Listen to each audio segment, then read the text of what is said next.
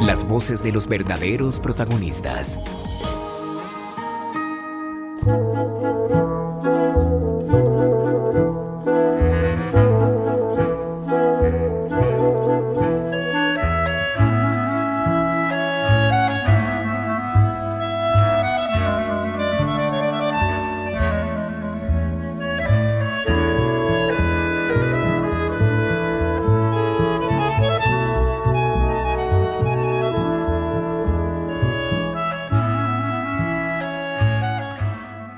Verdadero protagonista es uno de los grandes escritores colombianos y gran columnista, además, que es Juan Esteban Constaín. Profesor Constaín, gracias por estar en Voces RCN. Bueno, un placer para mí, como siempre, hablar con usted, querido Juan Carlos. Bueno, tenemos aquí la música de Il Postino, el cartero de Neruda, la música de esa famosa película. Y la hemos puesto porque su última novela se titula Cartas Abiertas y tiene que ver también con un cartero. ¿Cómo es la historia? Bueno, en realidad es la historia de un paisano mío y suyo, pero sobre todo suyo, un señor muy raro de Popayán, anacrónico, apasionado por los libros viejos, las cartas y esa civilización epistolar que por desgracia ya se perdió, y que se dedica a un oficio muy extraño que consiste en robarles cartas a los carteros cuando los había, para husmear en ellas y leer allí esa novela apasionante e inconclusa que siempre es la vida de los otros, con un ingrediente adicional, y es que este señor, que se llama Marcelino Quijano y Cuadra, ha heredado una fortuna menor, pero lo suficientemente holgada como para que él, además de leer cartas ajenas, intervenga en el destino que intuye ahí en esas cartas cuando alguien tiene una pena, una tragedia, un sufrimiento. Entonces él se vuelve como un dios o un héroe anónimo y bienhechor, y va salvando a la gente a partir de lo que él lee en esas cartas, y así se va tejiendo esta novela, pues que es una serie de peripecias de don Marcelino que desembocan luego en un episodio delirante de la vida colombiana. Usted ha dicho que se le ocurrió esta idea porque hubo un episodio de la vida real que fue el que le sugirió a usted escribir la novela. ¿Cómo fue ese episodio? Pues resulta que en el año 2015, tal vez en el mes de marzo o abril, un gran amigo me envió una noticia que había salido en la Argentina sobre un cartero en un villorrio de la provincia de Córdoba que se llama Embalse, y a este pobre cartero, que se llama además Marcelino, por eso yo hice un guiño y un homenaje con el nombre de mi protagonista. A este pobre cartero le allanaron la casa con la sospecha de que era un expendio de drogas. Entonces la policía irrumpe allí y en vez de encontrar drogas, lo que ve son miles de cartas regadas y abiertas en la casa de este cartero, y obviamente se lo llevan preso, y en el juicio le preguntan que por qué no entregaba las cartas que le encomendaban, porque además pues no hay nada más solemne y sagrado que un cartero que lleva el destino de la vida en sus manos.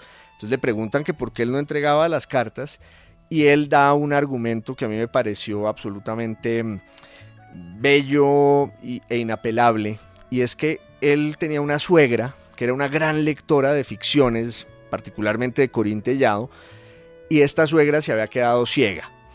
Entonces, ávida de lecturas y ficciones, le pide a su yerno, el cartero, que le traiga cosas para leer o que él se las lea, y él, en vez de comprar libros, lo que hace es empezar a abrir cartas y se las va leyendo a su suegra, que por supuesto, como buena suegra, empieza a intervenir en lo que va leyendo allí o en lo que va oyendo, y opina pues sobre tragedias amorosas y si hay que resolverle un lío a alguien.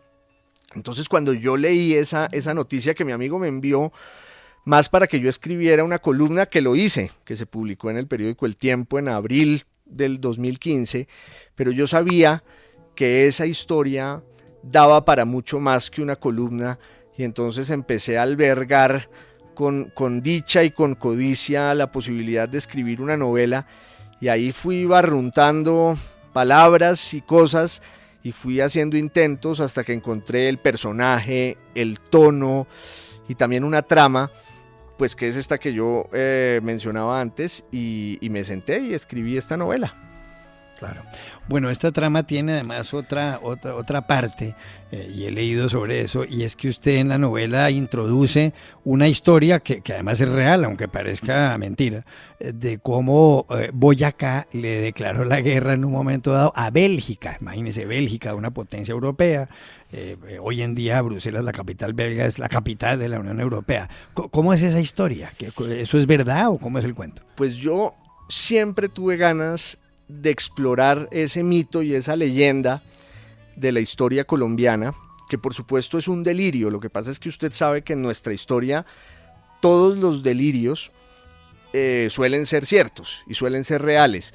Un amigo me contó hace muchos años, un gran amigo historiador que se llama Álvaro Pablo Ortiz, me contó hace muchos años que existía este mito de que en el siglo XIX, en la década de los 60, cuando Colombia era una federación, los Estados Unidos de Colombia, a partir de la Constitución de 1863, el presidente del Estado Soberano de Boyacá, Santos Gutiérrez, por un lío de faldas, o más bien por un desamor con una belga, había querido sacarse esa espina, ese clavo, y le había declarado la guerra a Leopoldo II de Bélgica. Yo empecé a averiguar sobre ese mito, encontré poquísimo, no había documentos, no había nada que lo probara, pero pues ahí había también un relato, una novela que yo me prometí algún día contar. Lo que pasa es que luego, revisando en el archivo del periódico El Tiempo, los ejemplares de la época en que secuestraron a Álvaro Gómez Hurtado, que fue en mayo de 1988, me encontré con una prolongación ya mucho más tangible de este mito y de esta leyenda, y es que por esos mismos días el embajador de Bélgica en Colombia, un señor que se llama Willie Stevens, estoy hablando de mayo de 1988, se lanzó a firmar un armisticio entre Boyacá y Bélgica, porque también a él le contaron que su país estaba en guerra con Colombia y particularmente con Boyacá, con el departamento de Boyacá. En 1987 alguien le dijo a él en el Palacio Presidencial, en una reunión, que estaba en territorio enemigo. Él no entendía hasta que le contaron el cuento, y entonces él, sin mucho oficio, supongo, porque no creo que los embajadores belgas tengan tanto que hacer en nuestro país, se lanza a firmar una paz que yo le decía ayer a alguien: esa es la única guerra que hemos ganado y la ganamos por W, y es la única paz que hemos firmado y nos salió bien, porque el tipo en mayo de 1988 reconstruye un tren, remoza un tren que iba desde Bogotá hasta Tunja, el tren del Nordeste, mete allí a todo el cuerpo diplomático presidido por el nuncio apostólico, un expresidente de la República, el doctor Carlos Lleras, artistas, poetas, deportistas, y monta un gran sarao en donde se peleó la guerra de Boyacá para firmar ese armisticio entre el Reino de Bélgica y el departamento de Boyacá. Entonces, pues esa historia también me fascinaba, y lo que hice yo en esta novela es juntar la trama del cartero, o más bien del ladrón de cartas, que desemboca en este episodio de la vida colombiana, que parece un delirio, lo es, y sin embargo ocurrió. Usted habla en el libro, interesantísima historia y además inverosímil, esta de Boyacá y Bélgica. Usted en el libro pues habla de un cartero, de carteros, de cartas. A propósito de las cartas, pues ha habido famosísimas cartas a lo largo de la historia. Hay libros múltiples sobre correspondencia entre escritores, entre dirigentes políticos, qué sé yo, cartas de amor, ha habido miles y miles. Pero las cartas desaparecieron. Yo creo que ya casi nadie manda cartas por correo postal. Y ahora lo que llegó hace ya un tiempo, pues es el email, que facilita las cosas, pero a veces también las complica. ¿Se perdió algo cuando se acabaron las cartas escritas en un papel, en una hoja de papel? Yo creo que sí, y mi novela, de manera implícita, es también un homenaje y una celebración de esa civilización epistolar que fue determinante en la vida humana por milenios. La historia de nuestra especie está allí, en sus cartas y en ese ritual maravilloso de cuando la gente tenía que sentarse, abrir un papel, pensar y meditar muy bien lo que iba a decir, porque además, si uno lo piensa, ese mundo de las cartas era también como la posibilidad de que el universo del remitente viajara allí contenido y llegara, en el mejor de los casos, a las manos de quien recibía esos textos, del destinatario, y era común que se metieran recuerdos y vestigios del mundo desde el cual se escribían las cartas, pedazos de ropa, cabello, flores, lo que usted quiera, el olor mismo que viajaba, y eso por desgracia pues se acabó con esta revolución digital, y todo lo que antes pasaba en las cartas, los epistolarios de los escritores, de los grandes estadistas, en la guerra, en el amor, en la vida cotidiana de las personas, pues ya no existe, y es un mundo que de todas maneras hay que honrar, y yo lo hago desde la ficción con estos personajes en mi novela porque creo que vale la pena. ¿Cuáles son las cartas de las que usted ha leído en la vida, en libros, en biografías, también en libros de correspondencias, como digo? ¿Cuáles son las que más admira, las que más le llaman la atención? Bueno, hay una carta magnífica que Manuelita Sáenz le escribe a su marido cuando ella decide irse abiertamente con Bolívar, y es como uno de los primeros manifiestos del feminismo, dicen algunos, porque es una carta de un desparpajo y de una lucidez. Este primer marido de Manuelita, que era un inglés, que tiene que tragarse pues el garrón, como dicen los argentinos, de ver que su esposa se está yendo con un espadón como Bolívar, y ella le dice básicamente que él debería sentirse honrado porque ella no lo está dejando por cualquier hombre, lo está dejando por el más grande de los americanos. Esa carta me fascina. También me gustan mucho las cartas de Cicerón a su gran amigo Ático y las cartas familiares de Petrarca, porque son un testimonio espléndido de su civilización, de su época, de su tiempo. Yo creo que no hay un expediente más certero para conocer cada momento de la historia que las cartas. Y ese género que usted mencionaba, las cartas entre los escritores, a veces dan unas claves que solo están allí y que nos revelan las vacilaciones, la zozobra y esa sensación que tienen siempre los escritores frente a lo que están escribiendo, de no saber cuánto vale, si es bueno, etcétera. Yo alguna vez leí las cartas de García Márquez a Vargas Llosa cuando estaba escribiendo 100 años de soledad, y revelan mucho de la ansiedad que tenía García Márquez en ese momento, pues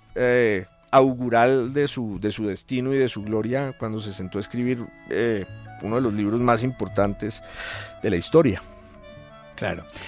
¿Usted por qué escribe?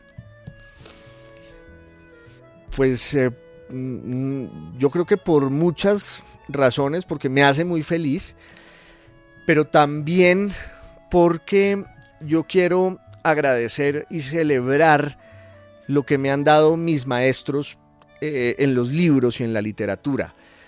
Yo sé que hay una dimensión dolorosa y atormentada de la escritura que muchos autores profesan, y la respeto muchísimo, y sé que esa visión de la escritura ha dado magníficos frutos, pero en mi caso yo no tengo ese tormento de la página en blanco, y para mí escribir no es un sufrimiento ni un padecimiento. Por el contrario, es una de las formas mayores de la felicidad. Pero además, lo que le digo, yo quiero en mis textos celebrar y agradecer todo lo que he recibido en mis lecturas. Y entonces sí hay como una especie de condición celebratoria y de gratitud en lo que escribo para perpetuar mis afectos que he ido cosechando a lo largo de mi vida como lector. Los personajes de sus libros son en gran parte usted mismo, es decir, usted se retrata ahí o retrata segmentos suyos, partes suyas en los personajes que describe o que hace figurar en sus libros. Pues sí, siempre hay un trasunto de lo propio en los personajes que uno concibe.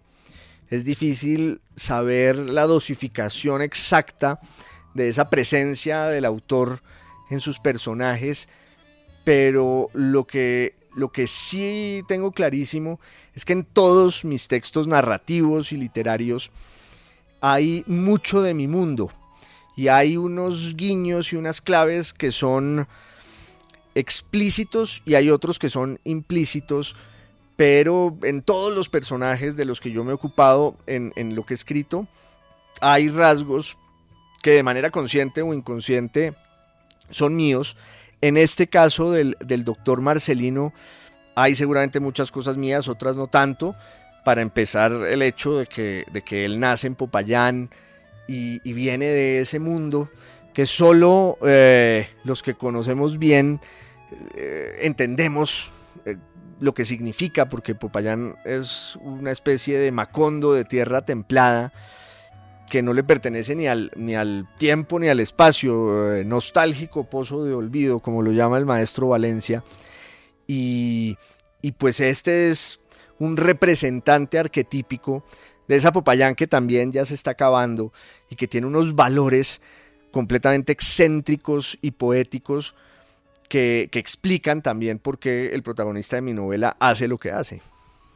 Claro. Los escritores, muchos, pues en sus libros plasman los lugares donde nacieron, no donde vivieron. Pues Aracataca está presente en toda la obra de García Márquez, muchos lugares del Perú en la de Vargas Llosa, pues Francia en los libros de Flaubert, Rusia en los de Turgenev o en los de Dostoyevsky, qué sé yo. ¿Qué es eso de Popayán que a usted lo influye tanto? ¿Qué es eso que hay ahí? Usted ahora daba unas pinceladas de esa ciudad que fue importante, ya no lo es tanto, tiene muchísimos problemas actualmente, ha sido una ciudad llena de convulsiones, de universidades, de inconvenientes también, de conflictos de tierras, de conflictos entre distintos grupos humanos y demás. ¿Qué hay de Popayán que lo marca usted y que marca su obra literaria?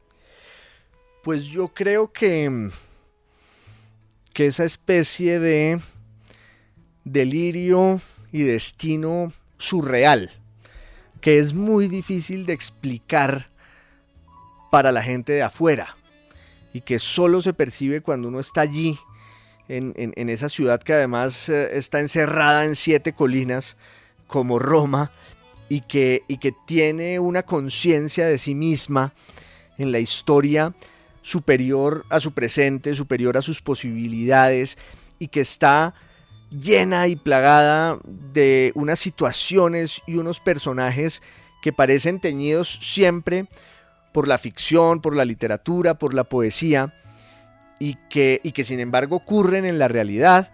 Entonces uno va creciendo en Popayán desde niño y cree que eso es la vida normal. Los que somos de Popayán creemos que eso le pasa a todo el mundo, que ser de Popayán le pasa a todo el mundo, como la frase esa del funcionario de Felipe II, de que todo el mundo es Popayán, y solo cuando uno sale se da cuenta de toda la rareza y la excentricidad que hay en ese hecho tan particular y azaroso, que está cargado de unos valores que no siempre son fáciles de explicar, de sostener, de vivir, y que sin embargo para un escritor resultan una fuente inagotable de inspiración. Yo siempre he dicho que no existe una gran novela sobre Popayán porque sería casi una redundancia, porque la novela de Popayán es la ciudad misma y son sus personajes. Yo pienso, por ejemplo, en un amigo adorable uno de mis ídolos que tuve allí, Gerardo Bermeo, que era un borracho integral y épico del Parque Julio Arboleda, con el que me sentaba a hablar de libros. Él tomaba un aperitivo que se llama De la Corte, que en ese entonces, cuando Bermeo estaba allí, debía costar 3.500 pesos, hoy creo que cuesta 1.300. Y Bermeo era un tipo de una lucidez, de una agudeza, y pronunciaba unas frases como de Macedonio Fernández, sin dársele nada. Una vez que estábamos hablando de política me dijo: yo en ese entonces no era conservador, ni todavía lo sigo siendo. Eso lo dice un filósofo griego, y lo dice un tipo de Popayán que es superior a todo y que tiene un sentido de la hidalguía con su traje raído como borracho de parque, y que es más importante incluso que el rey de España. ¿Cuál es el libro que usted quiere escribir ahora, de aquí en adelante? ¿Ha pensado cuál va a ser su próxima novela? No, la verdad es que no, querido Juan Carlos, porque pues el esfuerzo de estas cartas abiertas fue grande y fue largo. Como le digo, empecé por allá en el 2015, se me atravesaron otros proyectos, entre otras este ensayo biográfico que hice sobre la vida y los tiempos de Álvaro Gómez Hurtado, y también me pasó una cosa que de pronto es importante de decir, y es que yo con este libro me quise soltar del borde de la piscina, porque las otras novelas que yo había escrito tenían un sustento mucho mayor en la historia y en personajes de la historia. Y aunque yo fui muy feliz escribiendo esos libros, también sentí con El hombre que no fue jueves, que es una novela que publiqué en el 2014, que ya ahí yo había explorado todo lo que quería decir, y que cualquier paso adicional en ese camino iba a ser como repetirme y una redundancia también. Entonces necesitaba encontrar algo nuevo para contar de una manera distinta, de pronto un libro que no tuviera una dependencia tan grande de la historia, y que cualquier lector pueda adentrarse en él sin referentes y sin que tenga un interés particular por el tema del que yo estoy hablando. Y pues eso es lo que está aquí en Cartas Abiertas. Entonces todavía no he pensado en lo que venga, y por ahora estoy disfrutando mucho la dicha que es ver cuando un libro sale de la soledad absoluta en que uno lo escribe, ese mundo allí cerrado del computador, que es como un abismo al que uno se asoma, y cuando el libro ya está en la calle, cobra vida en las manos de los lectores, y cada lectura hace que el libro sea distinto de como uno lo pensó, y eso es muy conmovedor y muy emocionante. Entonces por ahora estoy todavía con el pasmo y la emoción de ese ritual. Usted en el libro que escribió sobre Álvaro Gómez, y hay que contar, y la gente sabe que usted tiene gran parte de la biblioteca de Álvaro Gómez, porque la viuda de Álvaro Gómez, Margarita Escobar de Gómez, pues le dio esos libros, dada su admiración por Gómez y por la literatura y por los libros en general. Usted cuando escribió ese libro dijo, y en las entrevistas lo dijo, que usted es conservador. ¿Por qué es conservador? Esa es una postura muy difícil de explicar, casi más difícil que explicar eso que explicar el hecho de ser de Popayán, que además tienen mucho que ver lo uno con lo otro. Pero en mi caso es como un desplante que se refiere a una visión romántica de ciertos autores, de ciertos pensadores, de ciertos procesos de la historia. Pero siempre debo aclarar que esa no es una postura en absoluto de partido. O sea, yo no tengo nada que ver con el Partido Conservador Colombiano, y tampoco me interesa en absoluto el vínculo que uno pueda establecer entre el conservatismo, como esa postura casi literaria e histórica, y eso que se llama la derecha, que es algo que a mí no me interesa en absoluto y en lo que yo no me siento identificado para nada. Entonces, para mí el conservatismo es seguir una visión de la historia que está presente en autores como Álvaro Mutis, como Nicolás Gómez Dávila, como Chateaubriand, en fin. Y es también una postura solitaria, porque todo lo que es gregario se deteriora y se distorsiona. No hay nada peor que el entusiasmo colectivo con respecto a lo que sea. Yo a eso le tengo terror, Entonces es como un desplante más bien anárquico eso de decir que uno es conservador, pero repito, no tiene nada que ver con la actualidad política, ni con el partido, ni mucho menos con eso que se llama la derecha. Usted decía ahora que es terrible cuando hay esas grandes emociones colectivas y mencionaba a Nicolás Gómez Dávila. Hay un escolio de Gómez Dávila que dice: los pueblos a veces aciertan cuando se asustan, pero siempre se equivocan cuando se entusiasman. Eso suena como por esa línea, sí. A veces aciertan cuando se asustan, pero siempre se equivocan cuando se entusiasman. Una última pregunta, ahora sí. ¿Por qué le gusta escribir columnas? Usted además en las columnas en muchas ocasiones no aborda temas de actualidad, en otras sí, pero de pronto habla de literatura o de cuestiones que tienen que ver con la vida misma, qué sé yo. ¿Por qué escribe columnas? ¿Por qué le gusta eso? Pues justo por eso, porque para mí el columnismo es como un laboratorio literario, estético, de obsesiones, de pasiones, de temas que tienen que ver con la historia, con los libros que me gustan. Yo cuando empecé a escribir columnas sabía con toda claridad que a nadie le importa lo que yo vaya a decir sobre nada. Nadie está esperando que yo me pronuncie sobre la actualidad en ninguna materia, y creo que también hay una saturación del tema político en las páginas de opinión en Colombia y en el mundo, y más ahora que todo el mundo es prácticamente columnista de sí mismo.